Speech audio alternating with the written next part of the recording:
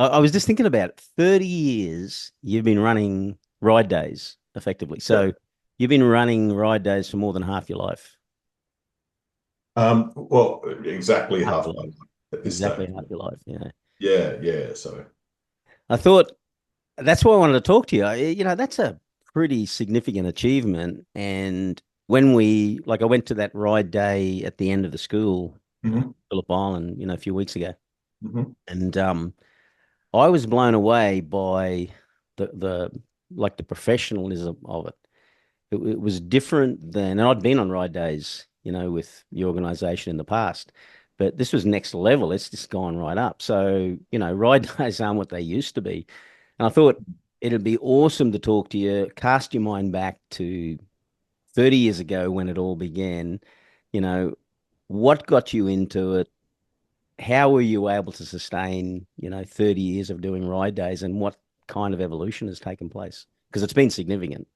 yeah, yeah, and how much counselling I've had to have along the way to manage being in the industry that long, maybe. I think you were going to get counselling even if you did do ride days. Thanks for the vote of confidence, mate. I appreciate You're that. welcome. It's interesting. I think my journey through this whole process, it really started from me just wanting to race. And so I started racing. First time on track was the end of 1983 for a meeting that was ultimately cancelled on an RD 250 LC. Wow.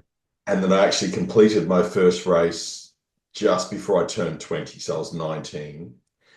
Um, and because I was out of home at a very early age and my younger life didn't allow me the opportunity to ride mini bikes and to do a lot of stuff that other my contemporaries had done. My journey and my pathway was very different. And so I had to learn the hard way as to how to go about things that some guys had known for 10 or 15 years when I first started. So um, ultimately that led to me, I didn't end up making the racing career that I thought I would be able to accomplish.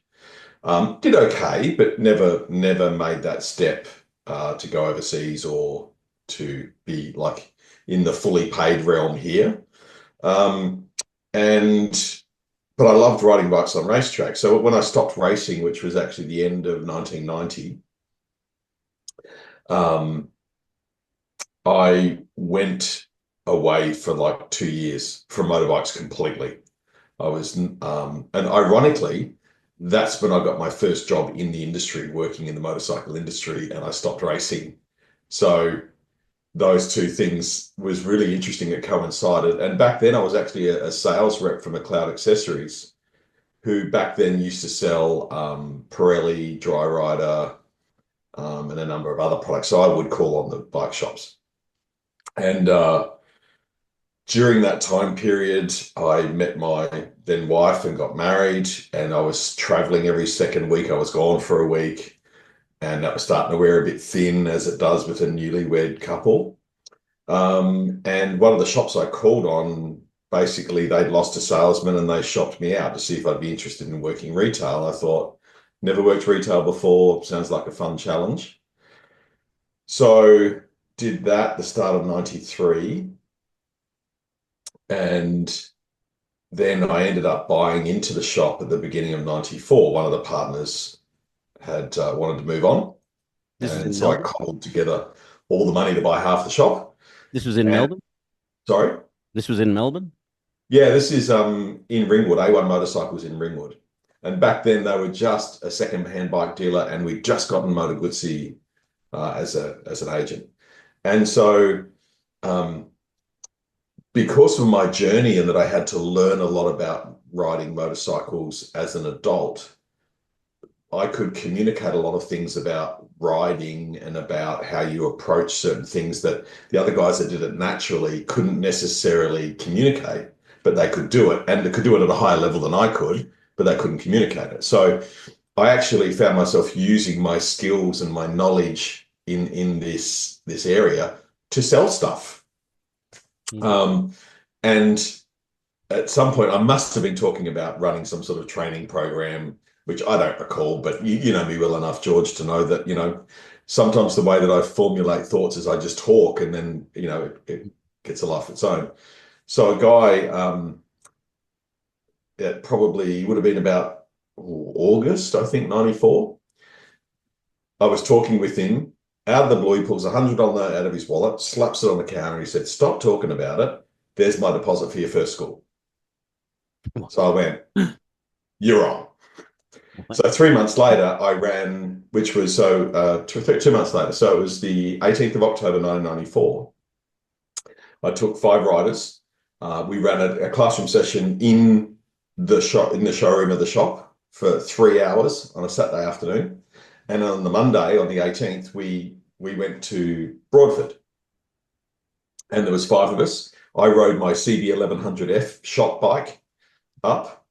Um, there was no ambulance, no flag marshals, no catering, guys wearing textiles and dragon jeans and, non-motorcycling boots, like just lace-up boots. And that was my first day. So from there, because I just, and I loved it. I really loved it. And I found that guys could understand what I was saying again because I'd had to learn it. And so from there, it just kind of evolved. And I thought, hey, you know what? I think I can make a living from this, taking people to racetracks, and it still gets me to Right. enjoy the track without the pressures of racing and having to find the funds to go racing. I actually got paid to go. And so I then started running sort of ride days sessions mixed in with some school sessions. And I think the first full ride day was Easter 95. And then I contacted Keith Code and brought Keith Code out in January 96. Then I went to America in May 96 and signed up the deal to teach it full time.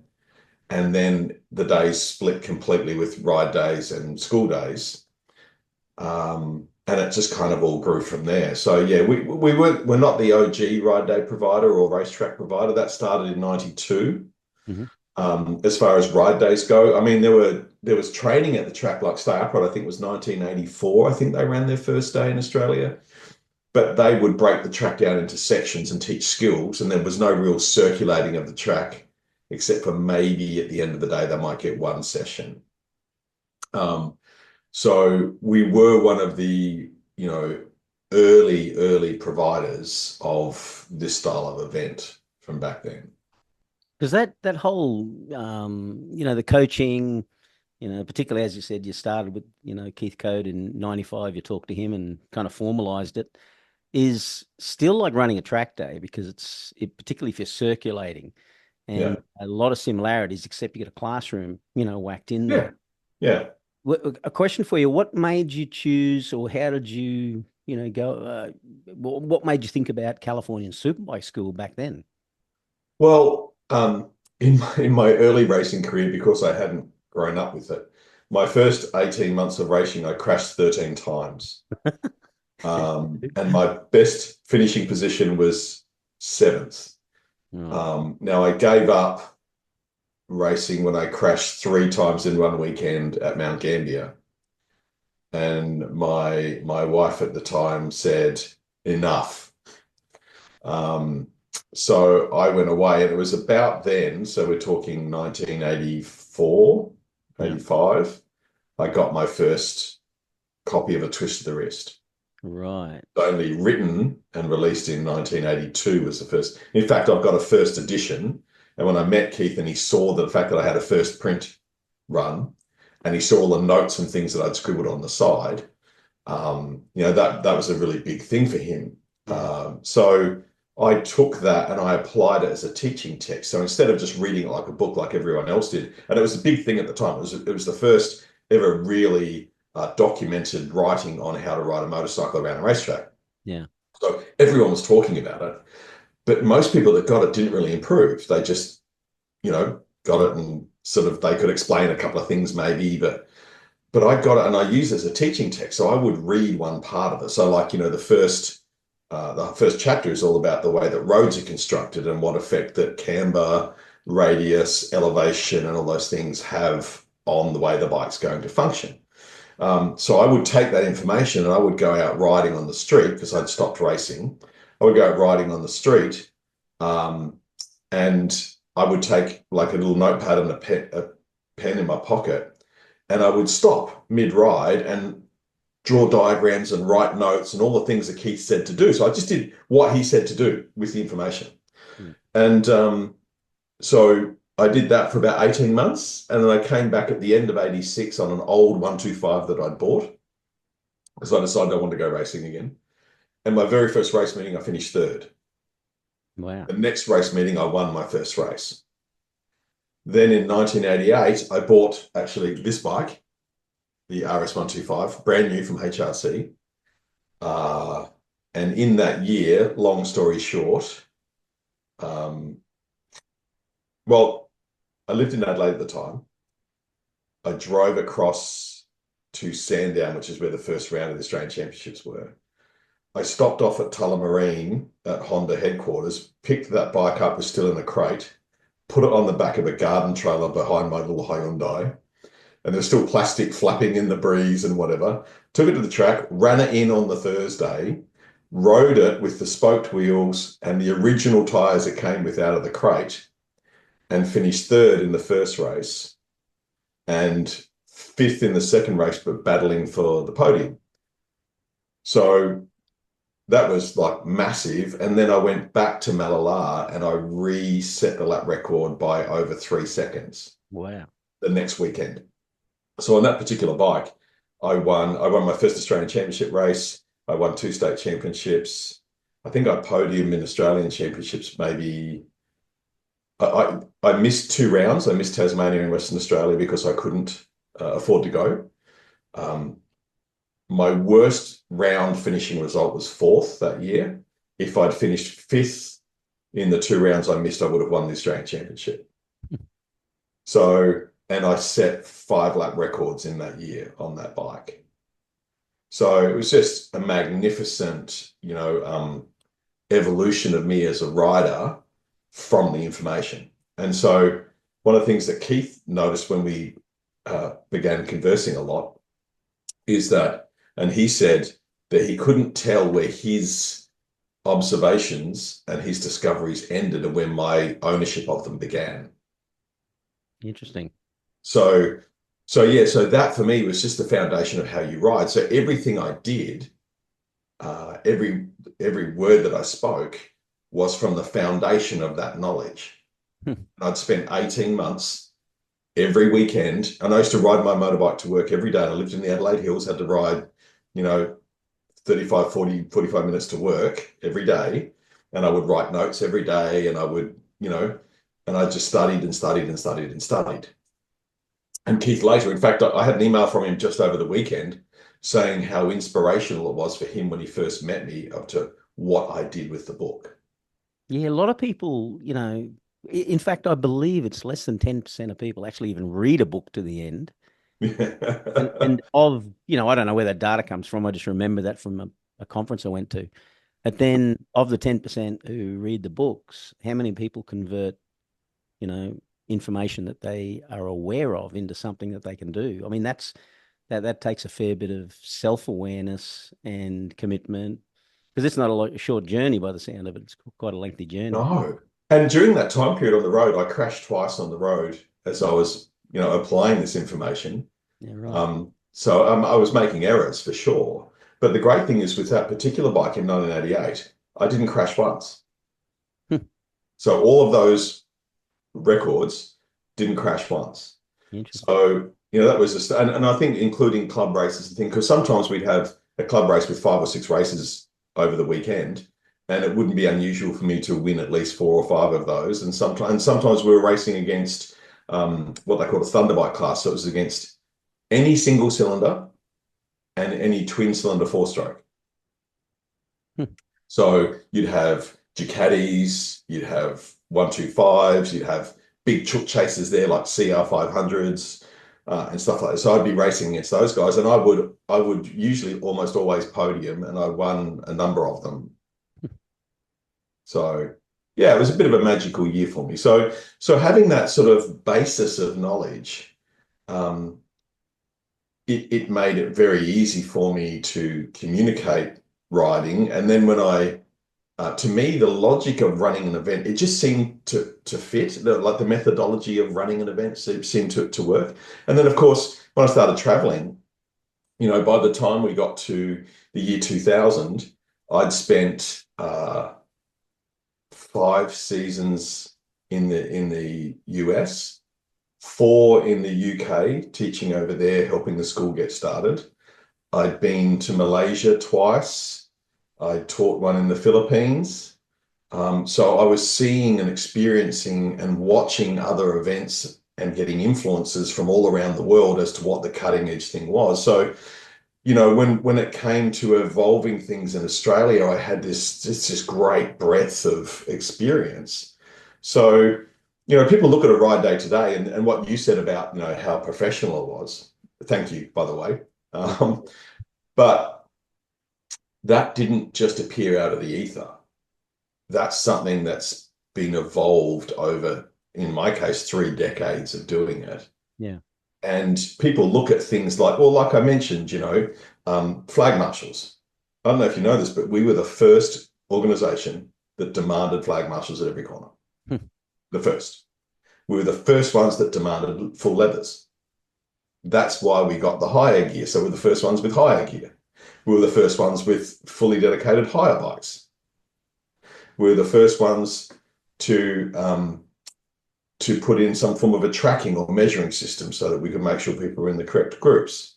So all of these things now, we were the first ones to have a tire service, a workshop service. So all of these things that people now look at, and let's be honest, you can't run a ride day without those things now. No. You can't. No. But we were the first ones to do that. And even now, our last system upgrade, which only happened less than a month ago, you can now book your garage spot like cinema seating. You can, you'll be able to very shortly be able to buy tires, like pre-purchased tires online. So they're sitting there with your name on, you turn up for the day, tires are fitted.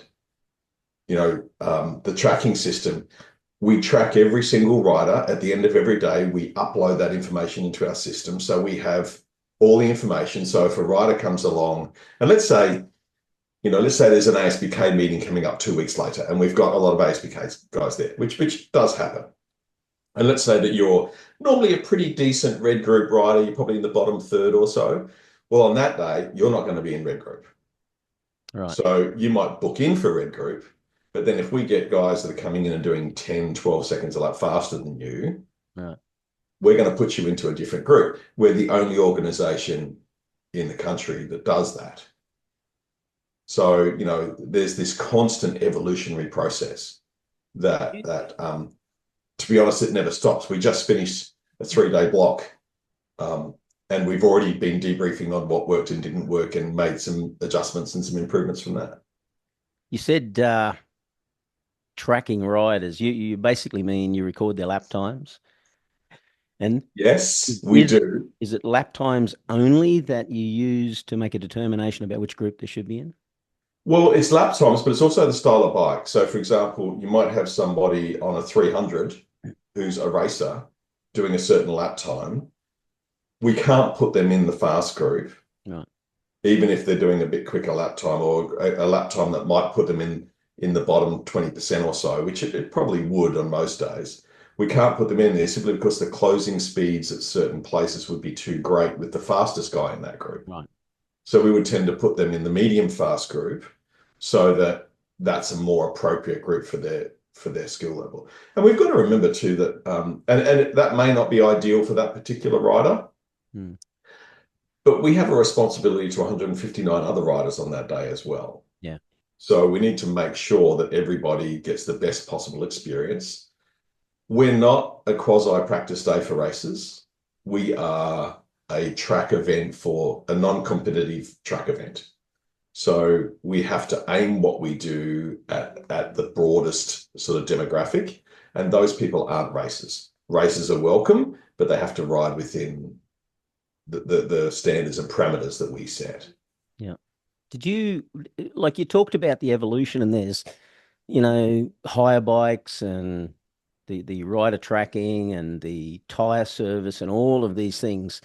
Was that something that you kind of thought about proactively as part of your business strategy, or was it something that just became obvious to you, through requests and the way, just the way the business was evolving? Yeah, I mean, obviously we'd seen a lot of stuff overseas, and even now I'm in communication with. I've got three different providers of ride days in Europe that Yeah. we're discussing things with, and they can use the MyLap system where they can not only record lap times, but they can actually get them to their customer base, which we can't. Our insurances here are very different, so Mm. we can't do that. But they have a MyLap tracking system where the riders can get a full download of their lap times at the end of the day. It gets uploaded into a central database, and if they go to another provider at another track, they can automatically be booked into the group using the MyLap system as to where they would fit Right. based upon their lap times. Like if you can do this lap time at this track, chances are you're going to be somewhere around about here as a starting point in this track. So we can't do some things like that. But one of the things that I've again, going from that foundational knowledge and experience that I'm talking about, if you keep moving along with the intention of continually progressing and evolving what you do, your next step of progression is almost always self-evident. It just appears. So most of the stuff that we come up with, in fact, some things are years and years old. So, for example, the tracking system, which we first got in 2014, so we've got 10 years worth of information now. Yeah. Right. I had that idea and trialed a system back in 2002, 2003, but the technology wasn't good enough yet for it to happen. And because we have to skirt around the not being able to lap time, in fact, at Phillip Island, up until I think it would be 2010, you couldn't even lap time yourself. And if like when the teams came out and they put a transponder thing up, the circuit staff would walk along and collect the transponders Oh, really? and confiscate them and give them back to you at the end of the day. So you weren't even allowed to lap time yourself. Like You you weren't kind of, allowed to use a camera on bike. I kind of get that for a school, but not for a track day. But that was the ruling that they had, and the insurances based on how they could hire the venue for those days. Right, right. And this is the thing that most people don't understand. They go, well, hang on a minute, I was just here at MotoGP. Everyone's getting lap times, and I can even see it on my phone when I'm watching the race. Yeah. But it's the different ways that the circuit's used and different rules that apply to that. So in my experience, mate, everything that I come up with, and by the way, they're not all my ideas. By the way, I have many of them come up with from staff members, from customers.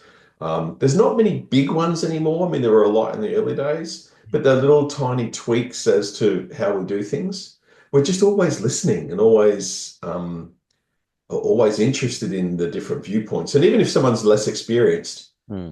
some people will then not value their viewpoint, but I value it a lot because, to be honest, I'm not a great judge anymore on what's needed because my perspective, because I know all of the stuff on how it runs. Yeah. But if someone new comes in, something's like, oh, never really thought of it that way. Yeah, they see something through a different frame, it's Exactly. So, yeah. so there's plenty of ways for you to learn and to gain information and viewpoints. But I think that also takes a commitment to be open to and being aware not only of what you know, but what you don't know. And I know that there's a lot that I don't know. Yeah. When I went to, I remember in the morning, on that ride day I did, Yeah. I can't remember who it was, one of the guys who works for you come down and was talking to me, we know him through the school. And he said, "Oh, you need to go and register and do the safety briefing." And I went, "Oh God, here we go. I got to do paperwork," which I didn't want to do. Right. And then I went online and I actually did it online. It was actually pretty good.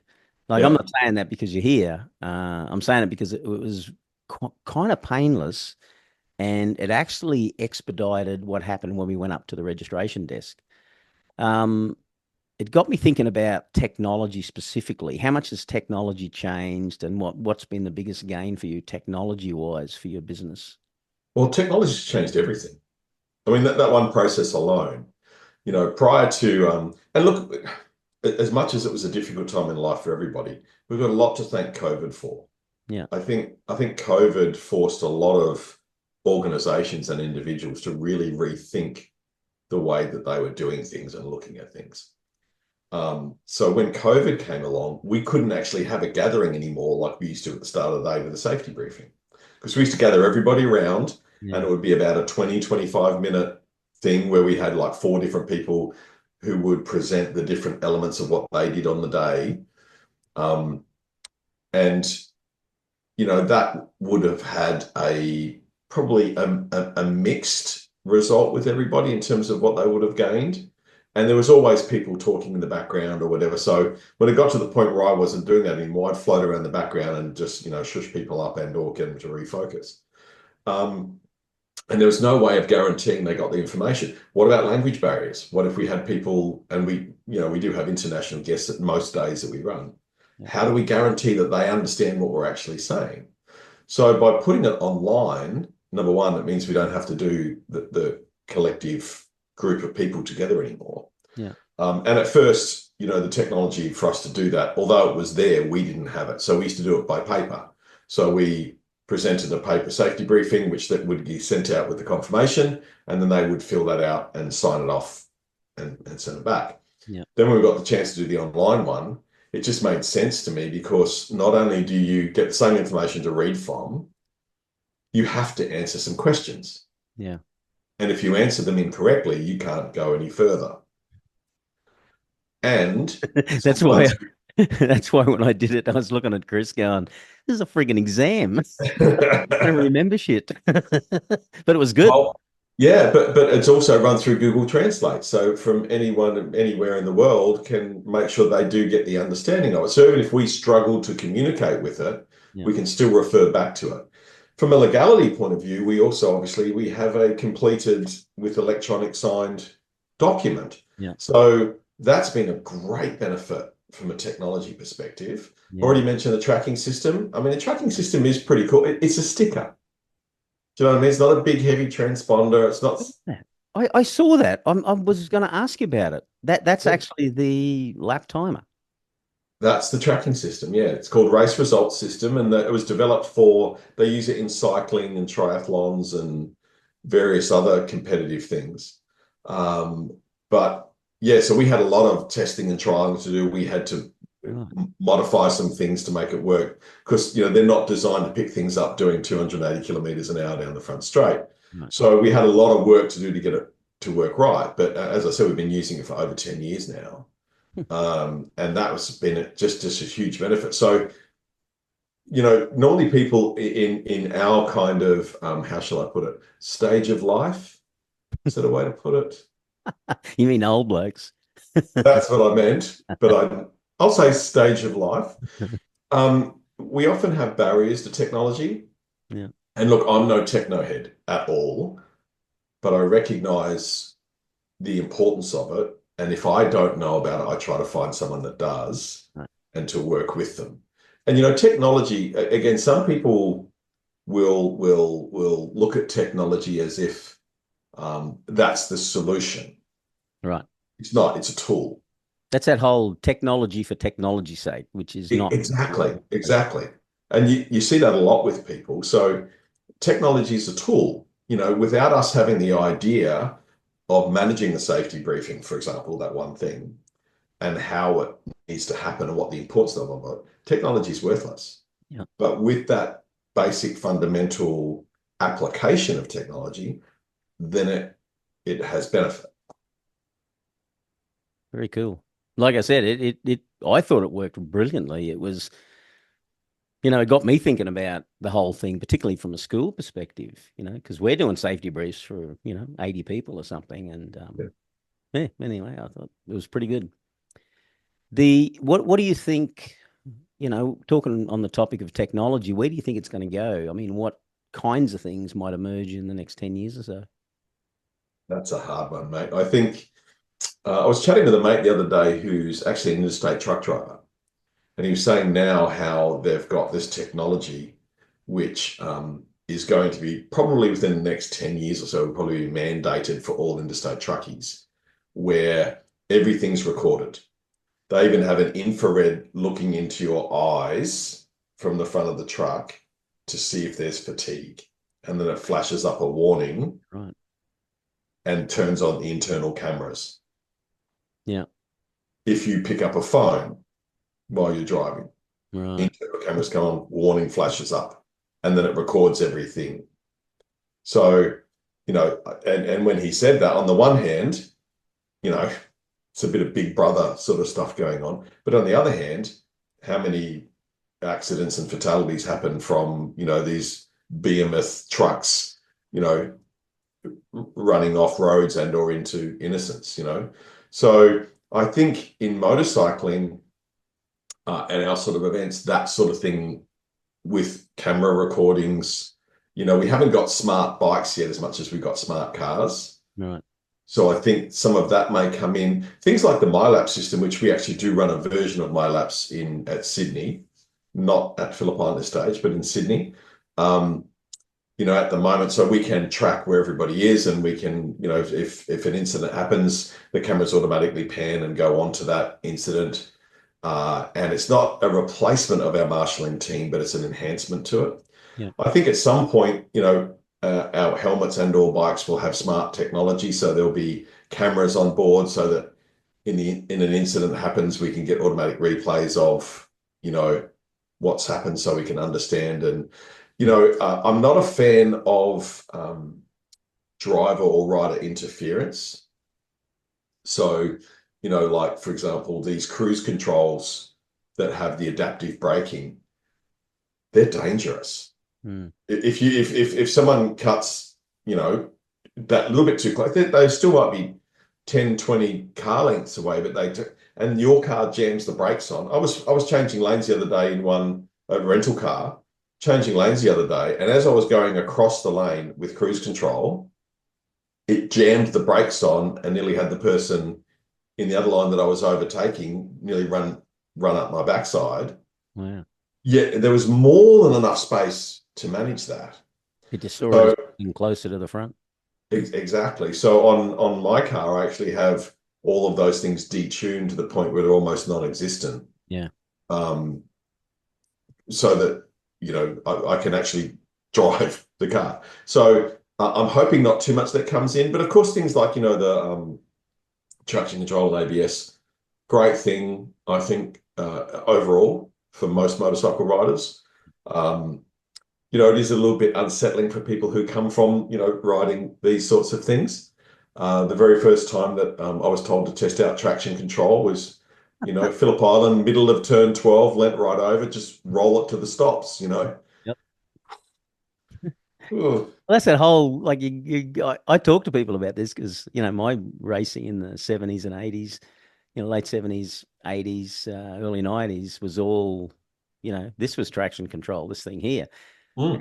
And that whole mentality of, utilizing traction control by, the way that you operate the throttle, it's a mindset shift. It kind of plays with my brain a little bit to do it. It's huge. And when you look at, there was a discussion some years ago, just before Rossi retired, how, he bridged so many different, love him or hate him, Yeah. he bridged so many different styles of motorcycles and technology more than any other rider in history. Yeah, true. Um, and when the difference was brought out between the way he approaches riding and Marquez approaches riding, oh, no, sorry, it was Lorenzo at the time. Excuse me. It was Lorenzo because they're in the same team. Lorenzo was much more reliant on the traction control. Right. Whereas Rossi he couldn't bring himself to do the full, or if he did, it was always a few percentage less than what Lorenzo was using it. So, and I think, and people can sometimes go, us people at our stages of life can say, you chuck those guys back on those old bikes, they'd be crashing their brains out. Well, you know what? The reverse is also true. We're not managing with that technology that well either. Yeah. So yeah, mate, it's going to be an interesting one to see where it goes. I mean, obviously electric bikes are going to come in at some point a little bit more. At this stage, we can't actually have them at ride days, Yeah. just because of the fire hazard, because one of those things catches on fire, it burns so hot it can literally burn a hole in the ground. You'd have to have a fire And engine there as well as medical. You'd have to have a fire engine yeah, as well as medical. Yeah, and the way that that has to be contained, it's got to be isolated for several weeks in a specific environment before it's not a threat to reignite. So, but at some point that technology will change as well, and all the measures around it. So, yeah, look, um,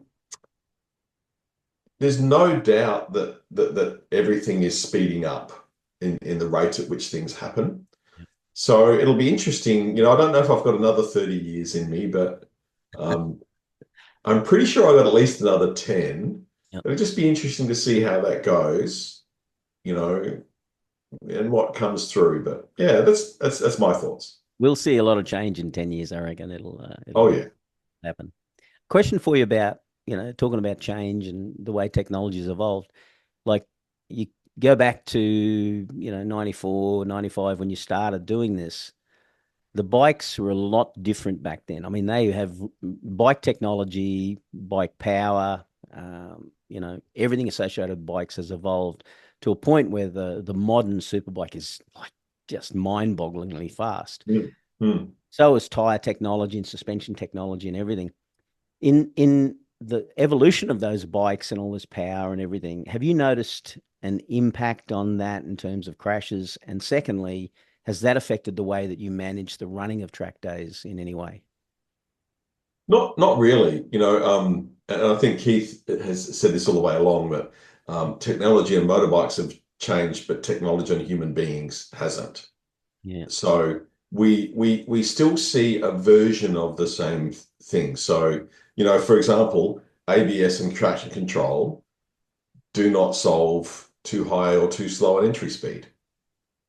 They correct. don't solve that problem. And that So problem forever. yeah, that's right. And that's purely up to, rider input. Yeah. And even if there was some sort of electronic interference you could put in, how do you safely slow the bike down if you've entered too fast to your lean angle? I mean, Adaptive cruise the, control. yeah, yeah, but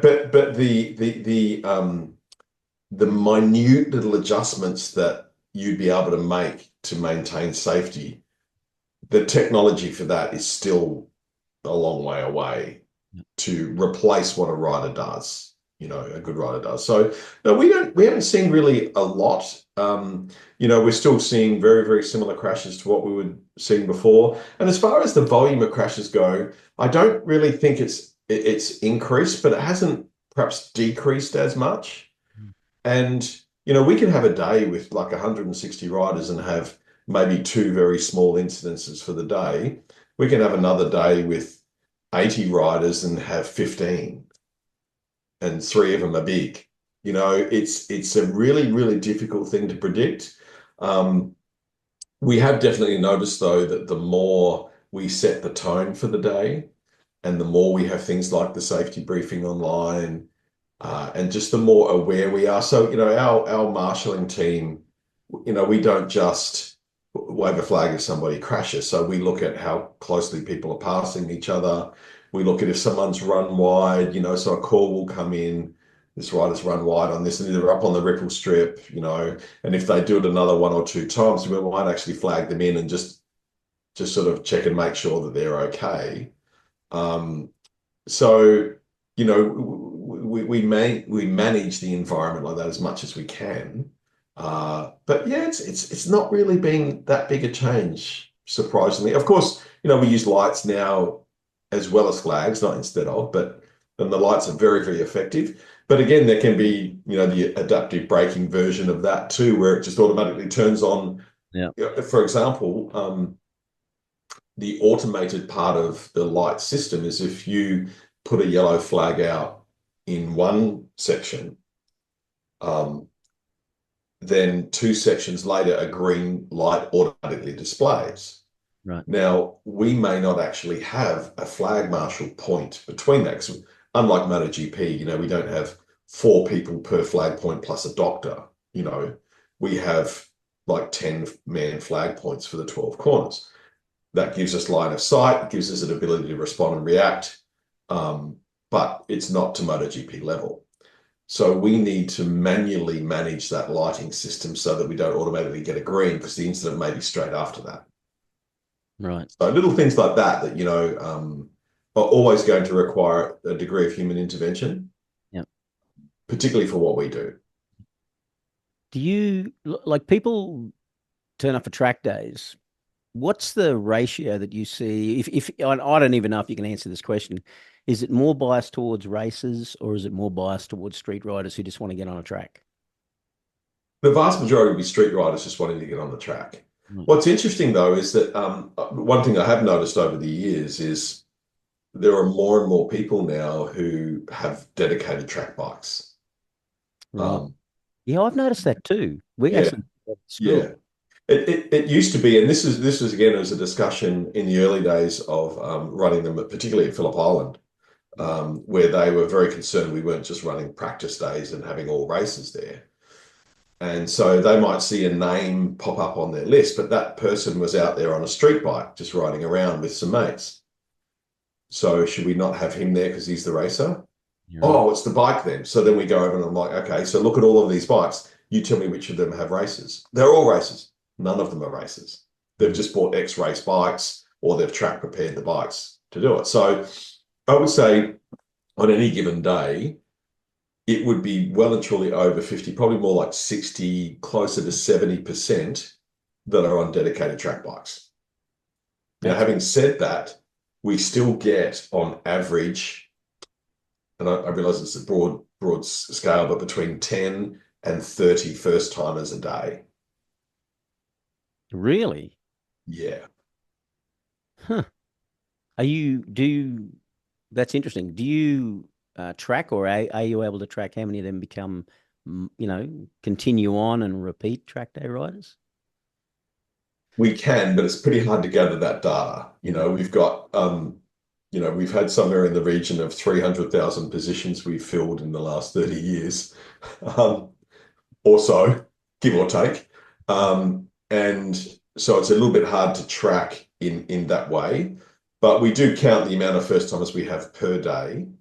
And we know that because we run the first timers program, which is a separate briefing where it really just is about some track etiquette things. So, simple things like don't stop on track.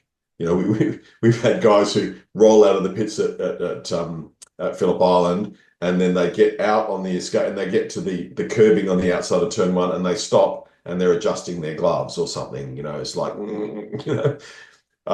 so we just let them know some track etiquette things, what to expect. And then we do two orientation laps at the start of their first session with no one else on track, low speed, following one of our guys, and then they're pointing out where the marshalling points are and the lights are, and then they wave them through and then just get in behind and just make sure that they're doing okay.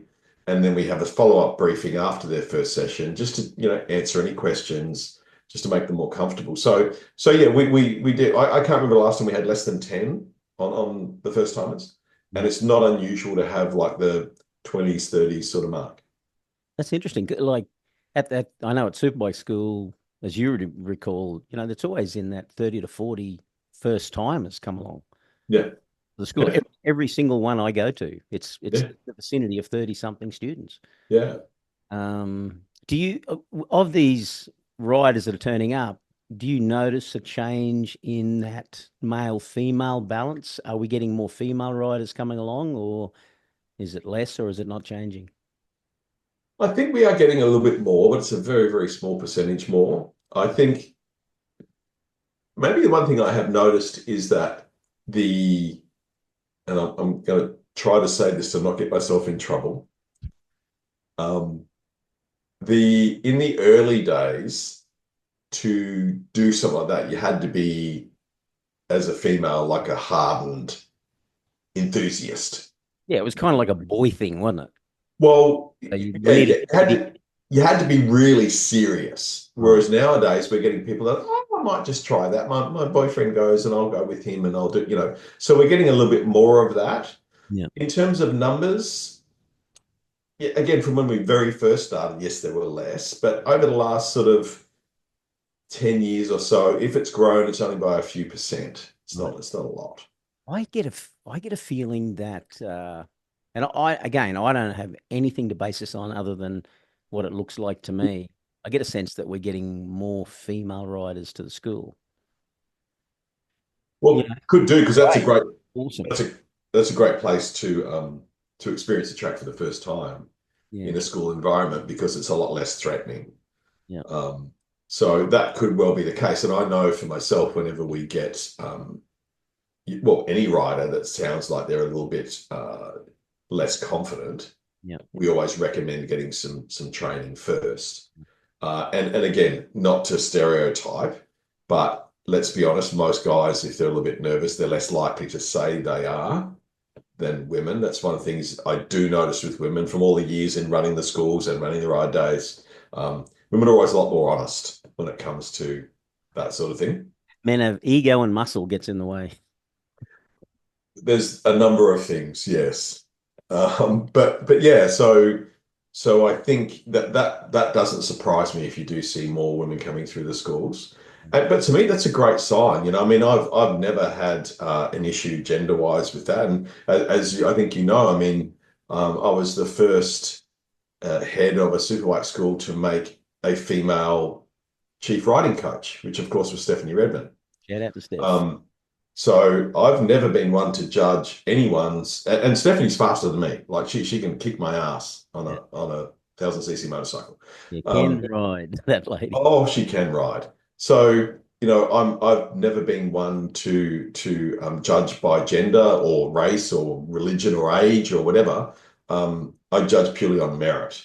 Yeah, And we have a number of very regular female riders that come out who are wonderful people, but we have some that come out that aren't as pleasant. So, it's like anything, you can't group somebody, but too many people do, but you can't. yeah.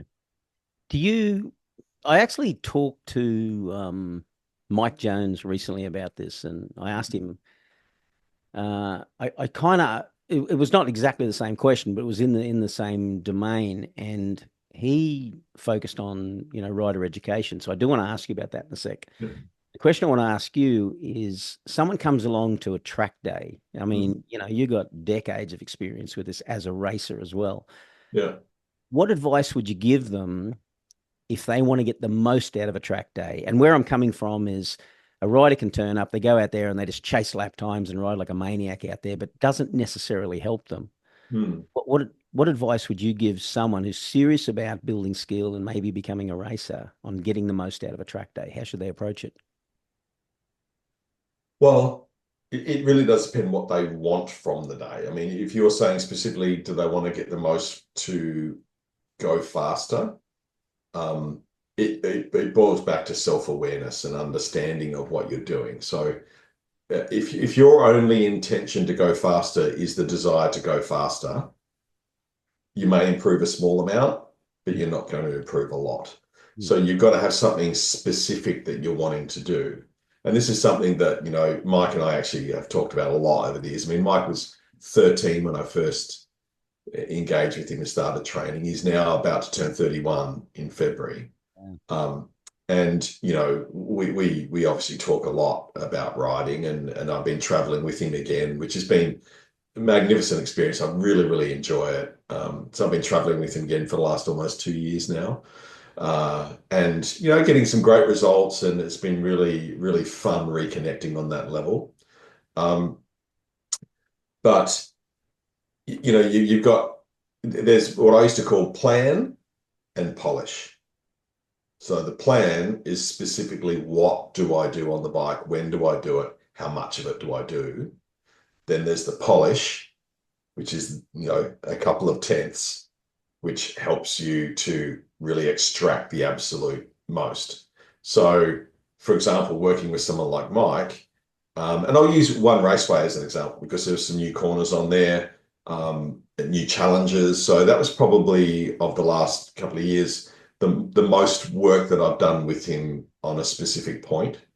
Um, so we had to really work a plan and an understanding of what do we want from this section and how are we going to do that and where would you structure where you would turn the bike and where would you carry speed and so forth. So that was obviously was the practice was we were working on that. But when it comes time to things like qualifying, my our thing is always okay, just go ride. Yeah. That's when the polish comes in. Right. But if you're 2 seconds, 3 seconds, 5 seconds, 10 seconds off the pace, polish is not going to help you. Right. Trying to get the absolute most stretching, that one little thing is not going to help you. You need to get a stronger plan. You need to know, what am I doing? Where's it all working? So I would suggest, and again, like we were saying before about men being honest with themselves, it actually doesn't happen very often. And when I was running the school a lot, at first I would think that people were lying to me about what they're doing or what they but what I realized, they're not lying to me, they're lying to themselves. Right. So I think, one of the hardest things we do in life, I think, is actually really self-evaluate without judgment. So, for example, um, I was doing a minute 39 on my S1000RR the last time I rode it, which I thought was okay. Mike on the same bike did a 35.8. I did a 39.4. Same bike, same settings, same tires, same everything, right? So if I'm looking to try to polish to get to a 35.8, that's not going to happen. No. Okay. But if I said, man, I'm slow. I'm slow. Look at that. That's a 35.8. I'm slow. But the next guy might be doing a 45.8. So I'm fast. Well, am I? Mm. Well, no, I'm doing a 39. That's what I'm doing. I'm not judging it. Right. I'm evaluating it for what it is. Right. Do I want to be doing 39? No, I want to be doing 38s. Okay. So how do we get to 38s? Where's my strengths? Where's my weaknesses? How am I going to observe this? What information do I have? So that is the way that you'd have to approach it. But unfortunately, it's a very rare individual that can do that. Yeah. Now you said plan. Like, what do you mean by a plan specifically? Is there an example you can give us? Well, there are three things that I know that the best riders in the world know about riding, but others don't. Every decision they make, so every control skill action, so, applying the brake, releasing the brake, turning the bike, getting on the gas, for example, just those few things. They know what control to use, they know when to use it, and they know how much of it to use. And it's as simple as that. I know you're smiling because you've heard me say this for decades, right? You've heard me say this over and over and over. That is the three things that they know. But people overcomplicate it. It's not complicated. And when I look at, even with someone at Mike's skill level, when I look at what he and I need to work on, it's always a fundamental thing. It's something that I could be talking to someone who's been riding for a week and it would make sense to them. Only Mike's obviously applying it at an extremely high level. Yeah. Yeah, I did laugh when you said that because I've heard those things. And the other thing, the simplicity. There's only two mistakes you can make on a motorbike: a mistake of speed and a mistake of direction. Exactly. But we do complicate it, don't we? Um, Well, yeah, we do. if I could paraphrase you a little bit, so would it be fair to say that to get the most out of a day, you need to go there with a specific objective in mind, Mhm. plan around that? Would it be fair to say that you're going to be able to work more towards getting that objective done? Because achieving an objective, particularly if it involves change, requires conscious thinking, and Yeah. you're not going to do that riding 10 tenths. So if you go out there and you pull it Yeah. back a bit, then you're more likely to be able to achieve a specific objective requiring change. Hmm. Your observation. Yeah, look, and I think let's clarify for a second your specific objective. Most people that come to the track, their specific objective is not to squeeze the last little bit out of themselves. Some people's objective is just to go ride with a mate. Right. Fair. That's a fair observation. Some people, it's just to have a bit of fun and enjoy the sunshine. Yeah. Some people, it's just, you know, the feeling of riding the track. And yeah, we all like a PB. No one doesn't like a PB. But some people just aren't that serious about it and they know they're not and they ride accordingly. Yeah. Um, but yes, if your objective is to go faster, then you need to, the thing I've noticed about, so again, so I'm going to use Mike as an example. Um, Even riding at 10 tenths, that guy knows exactly what he's doing. Yeah. exactly, precisely. And if he doesn't, that's normally the indicator that's where he needs to improve. Right. So if I ask him a question about something about, oh, so what do you feel? You feel here, well, what are you doing? I don't know. Okay, well, there's the area. So, and I won't go into specifics, but there was some we just attached. Oh, sorry, we found at the bend for the last round, Yeah. which, yeah, I mean, he had a pretty good race meeting. He set pole, won the first race, unfortunately, second and last one, and then even more unfortunately, crashed out of the third race. Yeah. But his pace was great.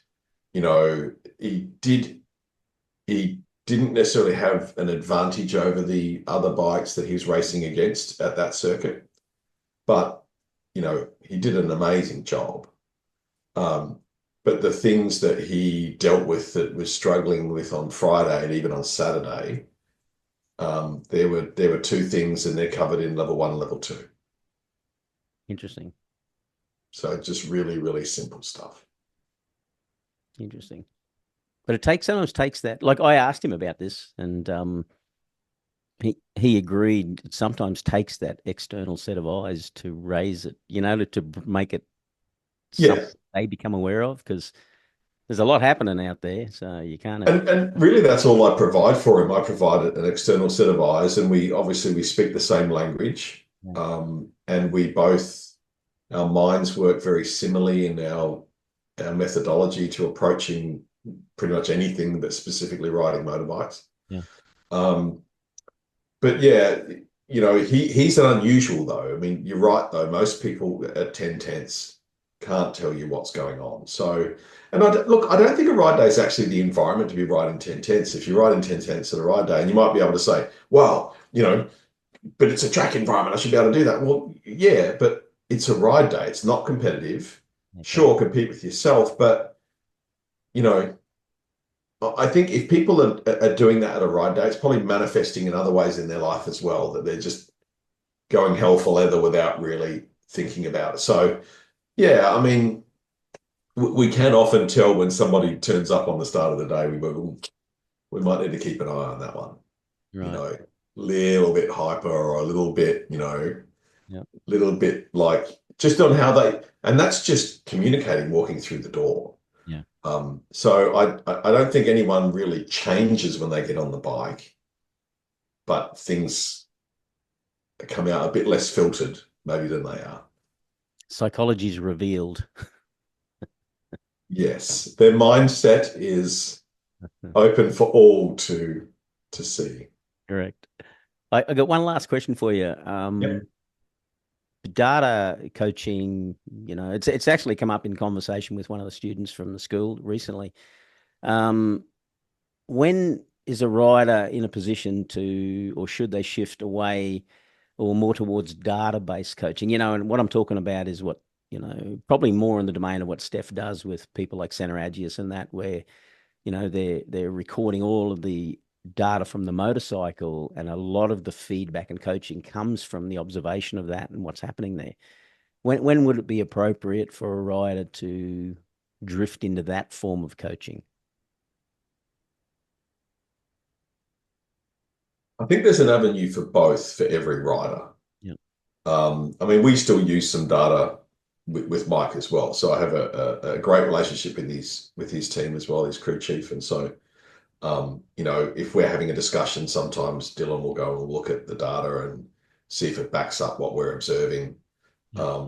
And so I think data can be useful, but it can also be a little bit of a dead end for some people.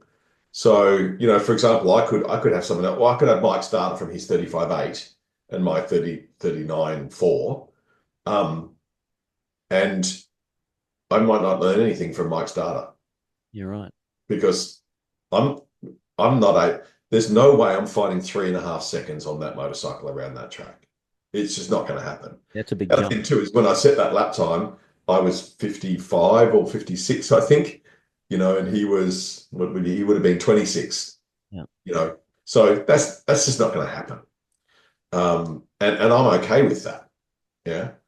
So I think data can be useful, but only to back up what you already know and think and feel, and or what another rider's observation may be. So, you might have data, for example, that looks at, and also it's how you interpret the data. Mhm. So, there's, for example, well, one raceway, that last corner, which was one that threw everybody out, which was the biggest adjustment. Yeah. If you look at the way that corner's laid out and you look at what you're trying to gain from it, you would come up with a certain idea of what sort of line you might want to carry and where you might want to carry the speed. That's not what worked on that corner. So the data would not have actually helped you in that situation. Right. It was much more, Keith calls it the soft science, Yep. it's much more the soft science. It was much more the understanding and the nuance of, the lean angle, the angle. So when I say angle, so the angle where the bike's pointing, Yeah. um, speed and throttle position, and when you get the throttle on, how quickly you roll it on. So in that particular corner, um, we actually changed some things which would be contrary to what you think would work. Right. But that's what worked. And that's not going to be driven by data. That's going to be driven by observation. Yeah. It's interesting because I thought about that, like you just prompted the thought then, because when I spoke to Mike about the last round, he talked about who was it? It wasn't Waters. It might have been Troy Herfoss taking a really weird line. Yes. Data would have shown different, but it's not a data issue. No. That's a completely different thing. He was attacking a corner in a different way and, capitalizing on the power, on the benefits of the Ducati, but Yeah. preventing Mike from getting past him. So Yeah. it's not So I always think I think like anything that's successful, mate, it's a marriage of a whole range of different things. right. And if we look at Mega and we look at the ride days, it's not one thing that's done. It's a marriage of all of the different things. It's the way that we look at things. It's the fact that I've never been one to sit still. So I'm always looking at things to improve, whether it be in the business or on myself or in my home life or relationship with kids or Yeah. whatever. Um, I think it's a conglomeration of a whole range of different things. So, you know, um, I, it's really a matter of looking at it in that way. And oddly enough, even though the sport is so focused on what it is you need to do, it actually requires a slightly broader view of life to get the most in that one area, Right. in my experience. So you look at someone like Mike, for example, he's such a cool customer, you Yeah. know, really unassuming. I mean, I'm standing there uh, at Park Fermé after he's just qualified pole and just blown everyone out of the water. And he's just talking like we are now, nice and calm and all the rest of it. Yeah. Guy in seconds going, yeah, you know, but Mike's just, yeah, yeah, no, we're looking good. We're looking good. A couple of little things there I could do a little bit better. So we'll have to talk about what we're going to do in warm up and, Yeah. just, and that comes across in his riding. You can watch him ride and you can see it. It, So it's interesting. He's like that quiet killer. Like he's got the the, killer mentality, the but it just silent comes assassin. Oh through. yeah. It comes through in his riding. It doesn't come through in the rah rah off track Well, stuff. like that first race in ASBK where he blocked past Waters into the second last corner, Yeah. Yeah. most people think, oh yeah, Mike can't do that. And in fact, when he won his last championship on the Ducati, Good one. Yeah. that last round, I don't know if you've seen the footage, but if you go back and take a look at those races, I actually saw them again just in this last week. The two races he and Troy Herfoss had at Sydney Motorsport Park were just amazing races. Mm. And even Troy said that Mike did stuff that he didn't think Mike was capable of doing. How many times has Mike been on a Friday or a Saturday morning? He's seventh, eighth, yeah, and then he sets pole. Yeah. Because when it all counts to pull it together, that's when he pulls it together. And it's not that he's not trying in those other times, but he's doing different things. He's building up. I used to call it Jonesying the weekend. You know, Yeah. you'll very rarely see him lead the first session on a Friday. Even on the track he's really strong at, you'll very rarely see it. But by come Saturday afternoon, he's pretty much always on the front row. And come race time, he's always vying for podiums. So It's very Pecco Bagnaia-ish. exactly. And again, you look at the way Pecco comes across in all of his stuff. I mean, how amazing was it with what Pecco did in that when Martin won the championship? Yeah, That's awesome, isn't yeah, it? yeah, yeah, yeah. When he I don't stood want there to and just watched. I don't want to take the moment away from Jorge. This Yeah. is his day. And he just won the race. Class act, actually. Absolute class. Yeah, Yeah. yeah. No, I agree. I get. I said the last one was the last question. I lied. I got one more for you. When you watch the races at the Bend, and I saw this at one raceway as well. Did you see some of the lines that Ant West took Yeah. where he passed? What is he doing to get? Like he's holding a line that no one else can hold, and passing people and holding the exit. Yeah, look, the thing, I mean, Ant's obviously a very, very accomplished rider and he's been around a very, very long time. And, you know, everyone has a strength and weakness of things that they can work and not work. And sometimes with riders, you'll see that works on a particular brand of bike or capacity of bike. Like, so you might get a guy that's smashing it in Moto 2 that goes nowhere in Moto GP. You might see the opposite, like Quartararo did okay in Moto 2, got into Moto GP and just found his feet. So you'll see these different attributes which work or don't work in certain situations. So Ant to me, even though he's a great rider, I don't think he's consistently there for the results to win a championship at the moment. Right. But I think he's definitely a threat to win races and or fight for podiums. But he can take something like that last turn at One Raceway and he can just create something out of nothing because of his understanding of what he does. But if you watch very closely when you're in that tight line, he would actually park it just slightly to get back onto the angle that he wanted to then get Yeah. that next part of the flick. So was it the fastest way around the fastest lap time? No. But did it allow him to pass? Yes. Having said that, that was all set up 2 corners earlier from the flow through that he got.